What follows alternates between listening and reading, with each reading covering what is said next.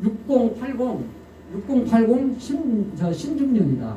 60세부터 80 이전까지는 노인이 아니고 신중년이다. 그것은 이제 안산에 있는 고대 병원에서 1488명을 대상으로 신체 검사를 통해서 나타나는 그런 거기에 분석해서 신중년이라는 용어를 만들어냈어요. 그래서 신중년이다. 여기 계신 분들은 노년이 아니고 신중년이다.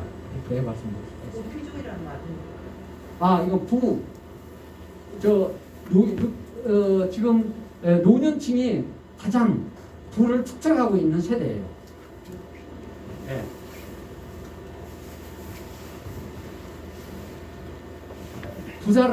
부자라는 이야기예요. 부자. 청년보다 요즘 노년층이 더 경제적 활동을, 소비 활동을 더 많이 한다. 역연령 기준으로 하면은 우리 노인복지법에 65세로 되어 있습니다. 근데 65세로 결정되는 81년대에 결정된 그 근거가 뭐냐면은 독일 1889년도에 독일의 재상 비스마르크가 그 노령연금 도입 지급 기준을 내서 65세로 정했어요. 1989년도에 독일에서. 그 당시 때 평균 수명이 49세였어요. 49세. 그런데 그때 독일에서는 전쟁을 많이 했었어요. 이제 산업혁명이 1780년도에 영국에서부터 시작이 돼가지고 1830년도에 완전히 산업혁명이 완전히 피크였어요. 부흥을 이뤘었는데 그게 벨기에를 통하고 또 프랑스를 통해서 독일은 1881년도에서 독일은 산업혁명이 일어나기 이제 그 영향이 가게 된 것입니다. 근데 그 당시 때만 해도 독일이 통일 연방이 아니고 제후 국가들이 많았었어요. 근데 프로이센 왕국이 통일을 해가지고 그때 독일 제국으로 통일이 됐습니다. 1871년도에 이때부터 이제 산업혁명이 이제 불이 붙기 시작해가지고 오히려 중공업, 철강 산업이나 중공업 부분에서는 오히려 산업혁명이 시작한 영국보다도 더 선도적인, 주도적인 역할을 했던 그런. 근데 그때 이제 열심히 일을 해라. 65세 이상부터는 노령연금을 지급할 테니까 열심히 일을 해야 합니다라고 그때 하기 위해서 이 비스마르크 독일 재상이 65세로 노령연금 지급 기준 연령으로 정한 것이 세계적으로 그걸 근거로 해가지고 그 노인 복지법에 노인이 65세 이상으로 65세 기준으로 이렇게 제정이 돼 있다. 참고가 아니고 알고 있어야 돼요. 독일의 비스마르크 제사장이 노령연금 지급 기준 연령을 적용해서 우리나라도 노인 65세로 제정을 한 것이다. 알았죠? 그리고 노인 심리 상담의 정의. 이것은 상담이라는 것은 전문적 훈련을 받은 상담자와 또 문제를 지닌 내담자 간의 직접적인 대면을 통해서 전문적인 조력관계다. 일반적인 조력관계가 아니고 왜냐하면 상담자는 전문적인 교육을 받은 사람이기 때문에 전문적인 조력관계다. 전문적인 조력관계다. 주도적 관계가 아니에요. 조력관계예요. 이렇게 도와주는 거예요. 도와주는 노력이 필요한 것이지. 상담자라고 그래서 내담자는 상담의 대상이에요. 문제가 있어서 찾아오는 사람이 내담자예요. 상담자는 상담을 해주는 사람이 상담자고, 그래서 내담자는 클라이언트라고 그래요. 클라이언트. 따라서 해보실래요? 클라이언트. 아마 애상 문제 보면 클라이언트라는 말도 나올 거예요. 그게 내담자라는 이야기입니다. 그래서 상담자는 내담자의 모든 문제를 책임지고 해결해 주는 사람이 아니다. 그거예요. 그러니까 쉽죠. 문제의 해결사가 상담자가 아니에요. 상담자는 뭐냐? 상담자가 내담자가 지금 어떤 문제를 가지고 속에 있는데 그 문제 속에 있는 울분이라든지 그 어떤 트라우마의 어떤 감정이라든지 이런 것들을 전부 쏟아나게끔 해줘야 돼요. 다 바깥으로 외재화를 시켜야 돼요. 외재화 시켜가지고 다 토하게 만든 다음에 자기 문제를 자기 스스로 그걸 인식하게끔 만들어야 돼요. 아, 나는 내가 이러이런 감정에서 이런 문제가 있구나 인식하고 그 문제 해결점을 스스로 문제 해결점을 찾게끔 만들어주는 게 옆에서 도와주는 것이 상담자지 지금 문제를 갖다가 100% 해결해 주는 게 상담사가 아니다. 알았죠? 그거 해결사가 아니에요. 상담자는. 예. 그러니까 속에 있는 모든 문제를 다 끄집어내게끔 하기 위해서는 어떻게 해야 되겠어? 그쪽 내담자에게 우선 신뢰를 가져야지. 처음에 신뢰감을 갖고 관계 형성이 돼야 돼요. 얕고 부드러운 어떤 그 공감이나 지지를 통해서 편안하고 따뜻한 분위기를 조성을 해줘가지고 또 이렇게 맞아 하면서 지지도 해주고 공감도 해주고 그 의견을 수용도 해주고 그렇게 해서 다 이야기를 자연스럽게 하게끔 만들어내야 그게 기술이에요. 그게. 네. 알았죠? 네. 뭐 그동안 그렇게 살아왔잖아요. 그렇죠? 어려운 거 아니죠? 네. 그래서 전문적인 조력관계다. 주도적 관계가 아니에요. 상담자가 주도적으로 상담을 이끌어가는 뭐 문제 해결해주는 주도적 관계가 아니고 조력 관계다. 내가 자꾸 강조하는 것은 중요한 것이기 때문에 예. 전문적인 조력 관계다. 알았죠? 예. 내담자가 성공적인 노후 생활을 영위하기 위한 자구적 노력의 과정이다. 상담이라는 것은 내담자가 성공적인 노후 생활을 영위하기 위한 자구적인 노력 관계다. 스스로 구하는 노력, 스스로 어떤 문제를 해결하려고 하는 노력의 과정이다. 이렇게 상담자가 해주는 게 아니고, 알았죠? 내담자가 성공적인 노후 생활을 영위하기 위한 자구적, 스스로 자기가 찾는 그런 노력 과정이다. 이게 스스로 찾을 수 있도록 옆에서 도와주면 되는 거야. 예. 상담의 목적. 예. 노년기의 발달 과업인 자아통합을 이루기 위한 조력관계다. 여기서 조력이 나오네요. 자아통합이 뭐예요? 자기 인생이 그동안 지금까지 살아온 인생을 되돌아보면서 내가 최선을 다해 살아온 의미 있는 삶이었다 라고 긍정적으로 생각하는 이제 나는 정말 죽어도 여한이 없어. 내가 지금까지 살아온 것이 정말 나의 인생에 큰 존재감이 있고 가치 있는 삶이었어. 내가 잘 살아왔어. 최선을 다해서 나 잘 살아온 사람이야. 내가 뭐 큰 부나 명예를 이루지는 못했지만 그래도 자식 새끼 잘 교육을 시키고 스스로 밥벌이 하게끔 하고 또 나도 정말 지금 현재 큰 문제 없이 정말 이렇게 내 인생을 되돌아보면 정말 나도 정말 최선을 다해서 살아온 정말 가치 있는 삶이었다. 의미 있는 삶이었다. 그게 자아통합이에요. 그런 생각을 가져야만이 에이징을 할 수 있어요. 행복한 노년 생활을 할 수 있다는 것이죠. 그러니까 행복한 노년 생활, 성공적인 노후 생활을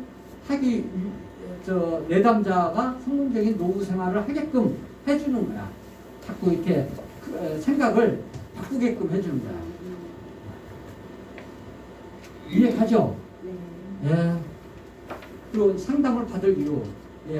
자, 개인적인 문제를 해결하기 위해서 또 중요한 결정을 도움받기 위해서 상담을 하고 또 행복하지 못하고 삶의 방향을 잡지 못했기 때문에 와서 어떻게 앞으로 살아가야 할지 방향을 찾기 위해서 또 상황을 적응하고 극복하는 방법을 알기 위해서 또 어떤 위기를 겪는 동안에 도움과 위로와 용기를 얻기 위해서, 또 공감적이고 지지를 받는 대화를 하기 위해서, 또 본인 스스로를 더 잘 알기 위해서, 예, 나의 속에 있는 문제가 무엇인지, 예, 대화를 통해서, 상담을 통해서 더 알기 위해서, 이런 거죠. 이렇게 보면 이해는 다 되죠. 예, 이해하시면 돼요. 근데 아까 그 통합에 대해서 아까 말씀을 아까 드렸는데, 여기 자아통합이라는 거, 자아통합은 여기 에릭슨, 이분은 프로이드라고 세계적인 현대 정신 분석 유명한 대표적인 분석가의 두 분 중에 하나예요. 프로이드와 에릭슨. 그 에릭슨이 8단계 성인 발달 모델 중에 제일 60대 이후 여기 노년기에 통합과 절망이라고 있어요. 통합. 노인은 반드시 통합을 이루어야 된다. 자아 통합을 이루어야 된다. 아까 자아 통합 말씀드렸죠. 정말 나는 이제 죽어도 여한이 없어. 내가 살아왔던 인생은 정말 가치 있는 삶이었어. 그렇게 긍정적으로 자기 삶을 생각하는 거. 그래야만이 자아 통합을 이루어야만이 행복해질 수가 있는 거예요. 그래서 그런 자아 통합을 이루지 못하면 그 노인은 그 인생은 절망이야. 통합 아니면 절망으로 가야 돼요. 그런데 여기 계신 분들은 먼저, 우리 상담자 여러분들은 먼저 나부터 자아 통합을 이루어야만이 내담자 클라이언트도 자아 통합을 이룰 수 있도록 만들어줄 수 있는 거예요. 여기 계신 분들도 다 그동안에 정말 삶을 되돌아보면 정말 내가 최선을 다해서 정말 의미 있게 잘 살아왔다라고 생각이 들죠. 예, 그러지 않는 분들은 그거부터 자기 자신부터 해야 돼요. 그런 생각을 가져야 돼요. 공부하는 과정에서 그게 이제 알 거예요. 근데 여기서 한 가지 더 말씀드리면, 이게 남궁기라고 있죠. 남궁기. 프로이드가 이제 프로이드 이론인데, 어렸을 때는 성쾌감이 이제 성적 그 발달 과정에 프로이드가 이야기는 구강기. 어린이들은 입에만 뭘 물려주면은 쾌감을 느껴요. 네, 울다가 내 입에다 뭐 대주면 손가락 대면 막 빨라 그러죠. 빨면은 쾌감을 느껴요. 그 구강기예요. 그리고 한 3살까지 학문기. 이건 이제 막 이거 학문에 쾌감을 느껴요. 이게 변을 넣을 때 눈다고 막 때리면 안 돼요. 심리적으로 큰 상처를 받아요. 대변 넣을 때 쾌감을 느껴요. 그리고 또 이렇게 간지럽다고 이렇게 손대고 하는 것도 이게 어렸을 때. 이제 유치원 기간에 남궁기. 그때 이제 남성과 여성 그런 것을 느껴요. 남궁기는 왜 이거 말씀, 이때에 이제 도덕적인 것이 뭔가를 깨닫게 돼요. 그래서 도덕적으로 조금 어긋나면은 이제 죄책감을 느끼어요. 죄책감을. 그런데 이제 그 프로이드 이론에 뭐 원초와 또 자아, 초자아 그런 게 있어요.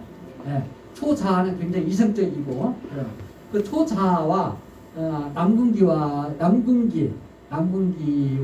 관계가 있다. 왜? 도덕적으로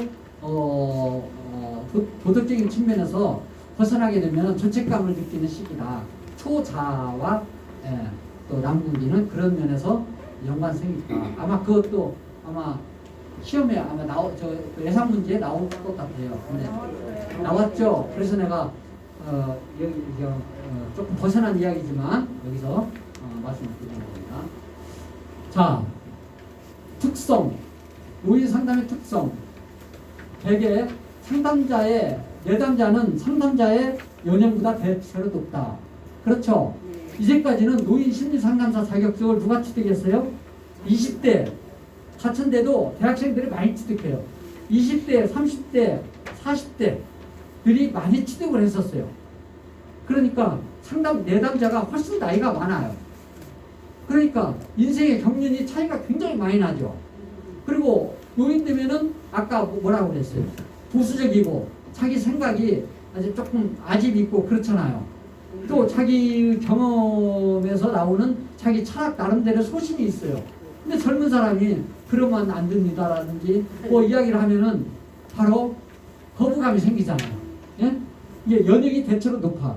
그러니까 대한노인에서는 노인들에게 노인 심리 상담사 자격을 취득을 하게끔 해가지고 노인이 노인을 상담을 하면은 전혀 그런 문제가 상담에 어떤 저항이 생기지가 않을 거 아니냐.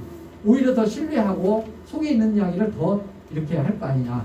그래서 지방 같은 데서는 1월 달에 이렇게 강의를 하면은 뭐 150명만 모이라고 하는데 뭐 200명, 300명이 와요. 지방 부여 같은데 어디야 고창 뭐 등등. 그러니까 그 자격 취득을 하면은 이제 그 재능 나눔 사업에 그 사람들 우선적으로 채용을 해요. 그래서 한 달에 4번 이상 이제 어떤 노인에게 말 갑자기 시무룩하고 하는 분한테 살며시 다가가가지고 요즘 무슨 일 있어요 하면서 어쩌고 이제 어려운 일이 이제 나오게끔 이렇게 해서 상담을 자연스럽게 해서 그분을 조금 삶에 대한 어떤 행복을 느끼게끔 해주고 그걸 이제 기회에 보고를 하면은 수당도 받고 그렇게 활동을 해요. 그래서 노인이 노인을 노노케어 측면에서 많이 그렇게 추진을 그동안 해왔었습니다. 그리고 삶에 대한 경험 폭이 넓다. 그렇죠. 노인 내담자가 더 상담자보다 연령도 높고 삶에 대한 경험도 높고 그렇기 때문에 따라서 저항이 강하고 또 노인은 죽음에 대해서 더 생각을 해요. 상담하다 보면은 죽음에 대한 두려움의 상담도 나와요. 근데 죽음이라는 건 뭐예요? 죽음은 종말인가요? 죽음은 어떻게 삶에 대한 완성의 과정이에요. 오히려 죽음이 끝나는 게 아니고 죽음은 어떤 삶의 성장 단계다. 그리고 불완전한 과정에서 완전한 그런 과정으로 변화하는 과정이 죽음이다. 그리고 죽음 이후에 또 다른 삶 이후에 또 다른 삶이 있다. 그렇기 때문에 오히려 죽음을 통해서 불완전한 삶에서 완전한 삶으로 바뀌어지는 과정이 죽음이기 때문에 이 죽음이 오히려 우리 인간에게 가장 큰 선물이 될 수도 있고 또 행복이다. 오히려 더 그렇게 학자들은 이야기를 해요. 그래서 죽음학, 웰다잉, 죽음학에 대한 공부를 한 분들은 죽음이 전혀 두렵지가 않아요. 이게 창문을 열고 정원으로 나가면 아름다운 장미꽃밭이 있는데 그 장미꽃밭을 가기 위해서 문을 열고 박차고 나가는 그런 수고스러움, 고생스러움 그걸 이제 겪어야만이 나갈 수 있는 거죠. 근데 그 방문을 열고 나가는 과정 이게 바로 죽음의 과정이다. 그런 거예요. 그 죽음에 대한 두려움은 전혀 가질 필요가 없어요. 오히려 만약에 죽음이 없다고 해봐요. 이 세상에 사람이 죽음이 없으면 행복할까요? 영원히 살 수 있다라고 하면 행복할까요? 오히려 더 지옥 그보다 더 불행한 지옥이 없을 거예요. 아예 내가 죽었으면 좋겠다. 왜냐하면 이 세상은 모든 게 자원의 한계가 있어요. 공간의 한계가 있어요. 그런데 영원히 산다라고 생각하면은 이 세상은 미움, 질투, 시기, 전쟁, 싸움 으로 꽉 차 있는 세상이 될 거예요. 그렇겠죠? 그래서 죽음은 오히려 더 아까 말씀드린 대로 완성 단계로 가는 변화와 그런 과정이나 오히려 행복이고 오히려 선물일 수가 있는 거야. 근데 그런 그 개념에서 이야기하면 되는 거예요. 만약 죽음에 대한 상담이 오게 되면 이제 웰다잉 공부를 한번 여기서 기회가 있으면 정말 웰다잉 공부를 하면 지금 현재 살고 있는 이 삶이 얼마나 가치 있고 행복한 삶인가를 알게 돼요. 그래서 자살이 없어져요. 자, 노인의 상담 방법. 자, 여기 보면은 각 그 개별적 상황에 따라서 상담 서비스를 개별화한다. 이게 당연하겠죠? 그렇죠? 또 부정적인 감정을 우주적으로 표현하도록 해야 된다. 아까 말씀드린 대로. 예. 그 내담자의 그 속에, 마음 속에 예, 부정적인 감정이 있는 것을 의도적으로 표현하도록 해야 돼요. 그래서 그 부정적인 감정을 긍정적인 감정으로 전환하도록 하는 것이 예, 우리 상담자의 역할이다. 그리고 사회적 심리적 특성에 따른 각각의 감정을 수용한다. 각각의 감정을, 내담자의 감정을 수용을 한다. 그대로 수용을 해주는 거예요. 상담자의 감정을 분석, 판단하는 게 아니에요. 절대 분석, 판단은 상담자의 자세가 아니에요. 있는 그대로 수용을 해줘야 돼요. 그래서 만약에 거기에 뭐 시험에 여기 각각의 감정을 갖다가 개별적으로 판단하고 분석해서 수용을 해야 된다는 게 아니야. 판단하고 분석을 하고 난 뒤에 수용을 하는 게 아니고 판단, 분석 이건 절대 안 되고 그냥 그대로 있는 그대로 수용을 해줘야 돼 일단. 그리고 노인의 사고와 감정을 심판하지 않고 심판해서는 안 돼. 판단하면 절대 안 됩니다. 그 문제 해결에 공동 참여할 수 있도록 해야 한다. 해결책이 해결책이 뭐가 있을까요? 하면서 그 해결책을 마련하는데 내담자도 참여를 시켜서 그 해결 그 방안을 갖다가 내담자가 스스로 찾도록 만들어줘야 돼요. 내담자가 이 문제를 해결하기 위해서는 어떤 것이 있을까요? 다 써서 내보세요. 그러고 또 나도 상담자가 또 나도 써보고 그래서 같이 놓고 서로 보완하고 해서 공동으로 해결 방안을 마련해 주는 게 해야지 주도적으로 이끌어가려고 하면 안 돼요. 절대. 그리고 노인 자신의 능력 자원에 맞는 자유스러운 의사를 존중하고 스스로 설정한 목표에 이르도록 해야 된다. 또 죽음과 상실에서 오는 불안 이런 것을 대처하는 준비가 있어야 된다.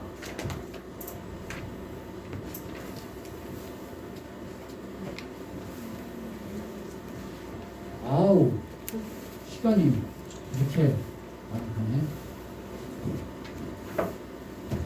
자, 상담자의 긍정적인 공감적인 이해와 수용의 자세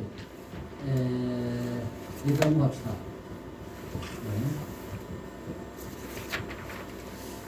윤리, 상담자의 윤리, 비밀 유지를 해야 돼요. 비밀 유지. 또 이걸 상담하는 과정에서 얻은 정보를 갖다가 바깥으로 누설을 해서 비방하는 자료로 험담하는 자료로 삼거나 그러면 큰일 나는 거예요. 그렇죠? 절대 비밀을 유지해야 되고 이성적인 관계 또 여자 내담자가 상담자는 남자인데 여자 내담자가 오면은 조금 문을 열어놓고 상담을 한다든지 하는 이성적인 관계를 신중히 해야 된다. 전문적인 한계를 인정한다. 이것은 내 상담자라고 그래서 만능이 아니에요. 전지전능한 사람이 아니에요. 나도 나의 한계가 있다. 만약에 이분이 우울증이 있는 분이다라고 하면은 내가 우울증을 고쳐주려고 하면 안 되고 내가 상담을 통해서 고치려고 하면 안 돼요. 우울증이면은 보건소 그 치매 안심센터가 있어요. 거기 가서 무료로 상담을 거기서 진단을 받도록 하고 거기에 진단 결과에 따라서 전문의에게 통해서 치료를 받도록 안내하는 것도 하나의 상담자의 역할이에요. 전문적인 한계를 인정을 해야 돼요. 또 이중적인 관계를 피한다. 윤리적 책임감을 가지고 책임감을 인식해야 된다. 또 험담의 재료로 삼지 말아야 된다. 특수한 목적을 가지지 말아야 된다. 내담자가 돈이 만약에 많아.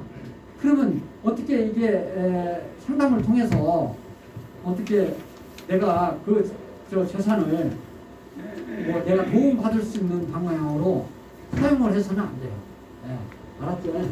그런 특수한 목적 또 상담 이외에 다른 목적으로 그런 목적을 가지면 안 된다. 그런 이야기입니다.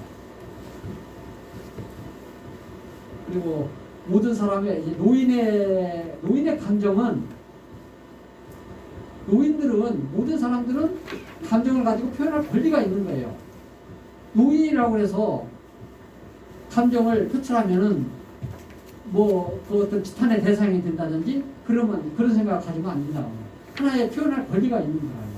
노인의 감정은 다른 사람들보다 더 억눌려 있어요. 또 감정적인 지지를 원해요. 오히려 그렇기 때문에 또 노인의 감정은 그들 세계 속에 항상 의미가 있는 거예요. 노인들의 감정은 다 의미가 있어요. 의미가 있다라고 수용을 해야지 먼저 노인의 감정을 나타내는 감정을 이건 옳다 그러다 판단을 해서는 절대 안 된다는 거예요. 상담자는 다 나름대로 의미가 있는 거예요. 또 분노 감정은 자연스러운 것은 나쁜 것은 아니다. 반복적인 표현, 이야기에 대한 반복적인 자꾸 표현을 하지 않습니까? 이것은 나이가 들어서 이러는 게 아니고 거기에 강조하고 싶은 역동적인 그런 감정, 강조하기 위한 하나의 방편이다. 그런 것을 더 잘 살펴봐야 된다. 이거 여기 심리 상담사의 역할, 중개인의 역할, 대변자의 역할, 또 가능케 하는 자로서의 역할, 교사의 역할, 이런 역할이 있어요. 또 여기에 만약에 주도적 역할 해가지고 나오면 주도적 역할은 아니고요. 자, 그 면접 과정이 있는데, 과정은 면접 상담 과정은 먼저 이제 오면은 처음에 면접을 해야 돼요. 면접을 하는데 이 면접 접수 단계에서 서로 신뢰가 형성이 돼야 돼요. 처음에 면접 접수 과정에서 신뢰를 잃어버리면 안 돼요. 상담에 문제가 있어요. 가장 첫 번째 그 초도 효과라고 있죠. 초도 효과. 사람 만나면 그 몇 초 내에 3초랍니다. 초도 효과는 3초 내에 적어도 5초 내에 다 그 사람에 대해서 나름대로 얼굴을 보고 또 목소리를 듣고 그 사람의 행동을 보고 판단할 수 있는 거예요. 얼굴은 무슨 이쁘다 밉다 이런 걸 떠나서 인상이 좋은 인상을 가지느냐 거기 인상에 따라서 또 목소리 또 이렇게 매너 있는 행동 이런 것을 통해서 신뢰 그 초도 효과 판단하는 그런 거 있는 것처럼 면접 접수 단계에 신뢰 형성이 이루어져야 된다. 그 다음에 관계 형성 이제 서로 공감을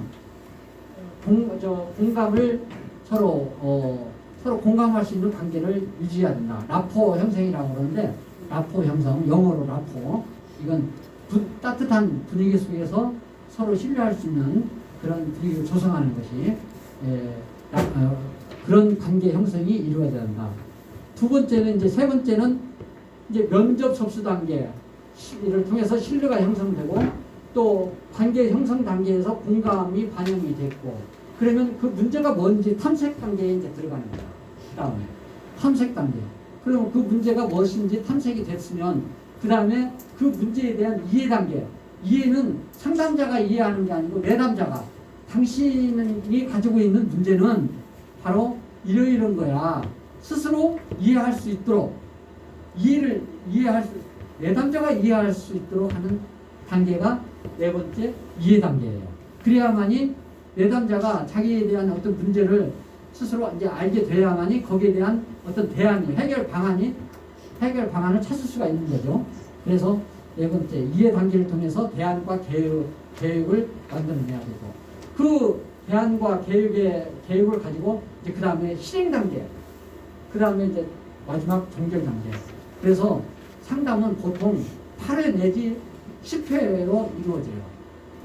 그러면 어느 정도 효과가 있어요. 딱 한 번 가지고는 안 돼요. 그런 6단계. 처음에 무슨 단계? 면접 단계. 그 다음에 면접 접수 단계. 그 다음에 무슨 단계? 관계 형성 단계. 관계 형성이 됐으면 이제 탐색을 해야 되죠. 이게 탐색 단계. 탐색을 했으면 이제 내담자가 자기에 대한 문제가 뭔지 이해를 시키게 하는 이해 단계. 이해를 했으면 이제 실행 단계. 실행 단계면 끝나면 이제 종결이 되는 거죠. 종결 단계. 이것도 그거 나오죠 거기에. 예, 그 순서를. 여기서 한 가지만 이야기하고 넘어갑시다. 이 언어에는 언어에는 의사소통을 하기 위해서는 이제 언어가 필요한데 언어에는 의사소통하는 것은 언어의 대화가 필요한데 언어적 대화가 있고 비언어적 대화가 있어요. 이것을 잘 이해해야만이 이 말만 듣고 이해해서는 안 돼요. 비언어적 표정이라든지 말하는 사람의 표정, 눈길, 또 제스처 이런 것을 통해서 이해를 더 하는 비중이 높다. 그래서 메라비언 교수가 있었어요. 캘리포니아대 메라비언 그 교수가 있는데 의사소통에서 사용되지는 요소의 비율을 분석을 했어요. 근데 언어적 대화보다 비언어적 대화에 더욱 관심을 가지고 이해해야 한다. 논문에서 최종적인 결론이 됐는데 말의 내용은 의사소통하는데 7%밖에 차지하지 않아요. 7%. 그런데 청각, 목소리나 억양 이런 것이 38%를 차지하고 또 비언어적 이 시각, 표정이나 몸짓 이게 의사소통하는데 55%를 더 사용하더라. 이런 이야기예요. 네? 그러니까 언어가 몇 프로? 7%. 그리고 이제 청각이 몇 프로? 38%. 그리고 이제 제스처나 표정 이런 몸짓 이게 55%. 이렇게 이게 비언어적 대화가 굉장히 의사소통하는데 중요하다. 그러니까 상담할 때 말만 우리나라의 대화는 통찰에 의한 대화예요. 통찰. 이성적 대화가 아니고 서양 사람들은 이성적 대화인데 우리나라는 통찰에 의한 대화 방법이에요. 우리나라 말이 제일 어렵다고 그러지 않습니까? 시원해. 그러면 뜨거운 거 먹고도 시원하다고 그래요. 외국 사람은 그런 표현을 못 쓰잖아요. 그래서 우리나라는 통찰력을 가지고 상담을 해야만이 제대로 이해할 수가 있다.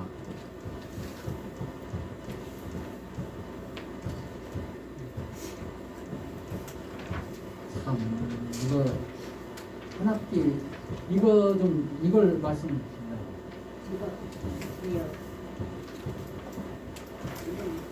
가계도.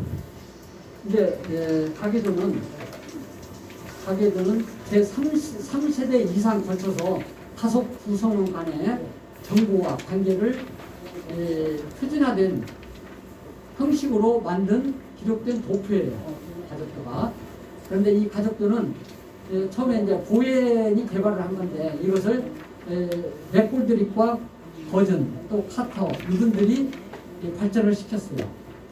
그래서 이 가계도는 지금 현재 상담할 때 가장 상담의 필수도구로 사용하고 있어요. 근데 이 가계도는 가족관계에 대한 정보가 표시되어 있어요. 그래서 가족의 구조적 특징이라든지